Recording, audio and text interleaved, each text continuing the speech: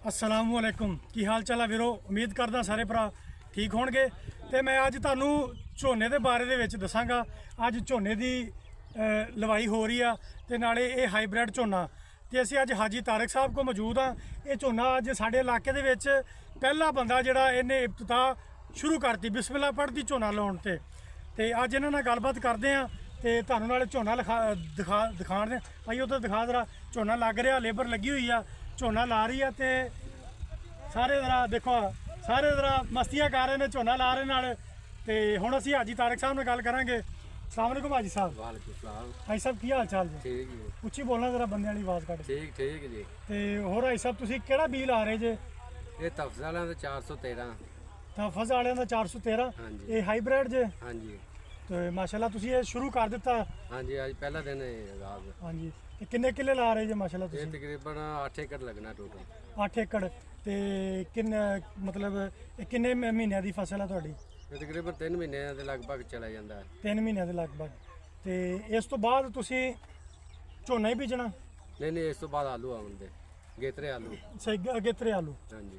तो मेरा ख्याल है कि भी जो पिछले सूरत हाल अपनियां बनियां फसलों का रेटां का, तो तुसीं ऐतकी की उम्मीद रखते हो कि भी अपने ये जिहड़े पिछले मामलात ने ये क्लीयर हो जाएंगे? उम्मीद तो बड़ी इंशाल्लाह, बहरहाल उम्मीद अल्लाह ताला दे ये उम्मीद रख के ही कर रहे हैं ना जी। हाँ जी, हाँ जी, ते बाकी जो अल्लाह ताला करे तो बेहतर ही है।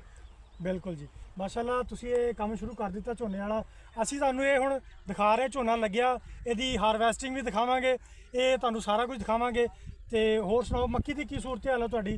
तुहाडे पासे ते नहीं कोई दाने की कमी बनी? नहीं नहीं, माशाल्लाह मक्की सारी A1 सोहनी खड़ी है। ते कईयां दे ऐतकी बनया वा कि हिसाब किताब कईयां दे बी हैगा अस्सी बाई जेड़ा बाई अस्सी उंदे ही आया, बाकी बी ठीक ने। चलो माशाल्लाह।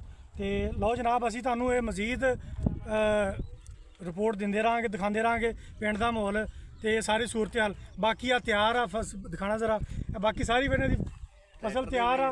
इस तो बाद इन्हां ने ना झोना ही लाउणा ते उम्मीद करदा कि भी ऐतकी झोना जिहड़ा सानूं चंगा रेट देगा। ते हाजी साहब ये की माजरा वा, आपां नूं रेट क्यों नहीं मिलदा?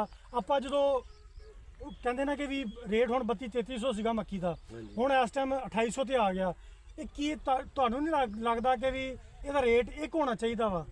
मतलब मक्की निकले तो एंड ताईं ਇਹਦਾ एक रेट होना चाहिए। बिल्कुल इस तरह ही है, लेकिन हुकूमत नहीं ना इस गल नूं समझदी। जिमीदारा जिंदे नुकसान है जो रेट थल्ले आ जाता है। हाँ जी। ते हुण मतलब 2700-2800 या 3000 है ठीक है, एक 15-20 दिनों बाद जेड़ा वो 2200-2300 रेट आ जाना।